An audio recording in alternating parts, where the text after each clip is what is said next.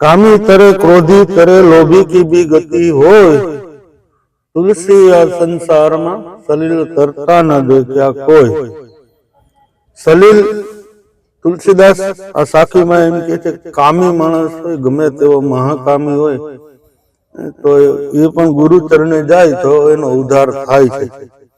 क्रोधी गमे तेवो क्रोधी डाकू केम नथी पण जो ए माणस पण सद्गुरु चरणे जाय तो एनो उद्धार थाय छे। लोभी होय लोभी पण जो सद्गुरुना चरण में जाय तो एनो पण उद्धार थाय छे। पण एक सलील माणसनो उद्धार थवो मुश्केल छे एम तुलसीदास आ साखीमां आपणने समजावे छे। હવે સલીલ એટલે સલીલ કેવો કોને?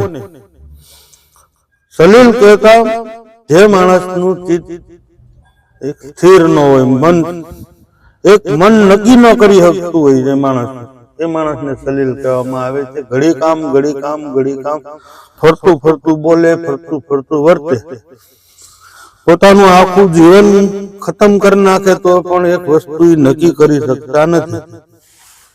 કાયમ ને કાયમ 400 મહિના આ હારું, 400 મહિના ફલાણું હારું, 400 મહિના ઓલા ગુરુ હારા, 400 મહિના ઓલો સત્સંગ હારો, ઓલો એમ પોતે જીવાત્મા જીવે ત્યાં લગી પોતાનું આખું જીવન ખતમ કરી દે છે પણ એક વસ્તુ દ્રઢ મને નક્કી નથી કરી શકતા। એને સંતો આપણા સંતોએ સલીલ, એને સલીલ કીધા। સલીલપણું જેવું વાતાવરણ એ રીતે બોલે એ રીતે વર્તે, ફરતું બોલે, ફરતું વર્તે, ધજાની પૂંછડીની જેમ એક વસ્તુ નક્કી જ ન કરી શકે, આખું જીવન પોતાનું ખતમ કરી દે છતાં જે નક્કી ન કરી શકે એને આપણા સંતોએ સલીલ કીધા છે। કામી માણસ ભલે ગમે તેવો મહાકામી હોય પણ એક દ્રઢ મનનો નક્કીપણા વાળો મરદ એટલે સુરવીરની ભક્તિ કીધી। સુરવીરતા એ જ સુરવીરતા કે નક્કી કર્યું પછી એમાં ફેરફાર નહીં થનારી થાય, જે થતું હોય થાય, પણ એક વસ્તુ જેને નક્કી કર્યું પછી બોલ્યા પછી પોતાનું જીભાન પોતાનું વર્તન ન ફરે। એકવાર નક્કી થયું નક્કી ભગવાન એટલે ભગવાન, પછી ભગવાન જ હોય કાયમની માટે, પછી એમાં કઈ ફેરફાર થતો નથી। જેસલ જેવો જેસલ ડાકુ મહાડાકુ હતો પણ સલીલ નહોતો, નહીતર એ સમયમાં તો કેટલાય હારા માણસો બીજા નહીં હોય, ઘણા બધા હારા માણસો હોય છે, તો એને તોરલે ન પકડે ને જેસલ ને પકડો, જેસલ ને બોધ આપ્યો। શું એ સમયમાં બીજા હારા માણસો, પંડિતો, કોઈ જ્ઞાની કેવા ડાયા માણસો નહીં હોય, ડાયા ઘણા બધા હતા પણ નેઠા વગરના, જેની અંદર સ્થિરતા નહોતી।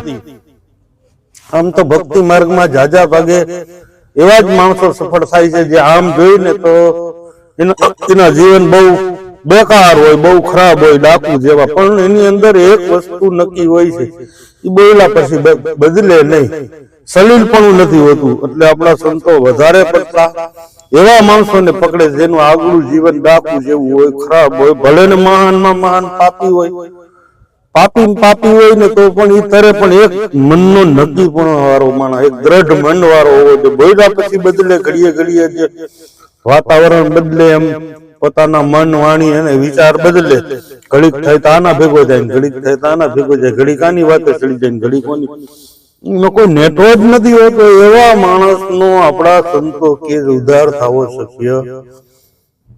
મેરું તો ડગે જેના મન ન ડગે, ભલે ભાંગી પડે બ્રહ્માંડ, વિપત પડે પણ વણસે નહીં, સોય મારા હરિજનના પ્રમાણ। આ ગંગા સતી એમ કે વિપત પડે પણ વણસે નહીં, એટલે બદલે નહીં, તો આપણા કર્મની ગતિ છે, હારો ન થાય સમય જેવા હોય પણ ઘડીક થાય તા જરાક જીવનમાં જરાક મોરું પડે ને એની વાત ને વર્તન ને બધું ફરી જાય, એવા માણસોનું સદભક્તિની અંદર કામ નથી। સંતોએ એને સલીલ કીધા છે।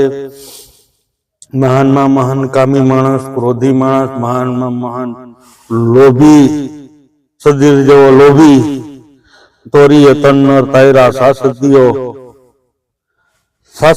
સધીર ને જેસલ જગનો તોલતો, જેને પલમાં કીધો પીર।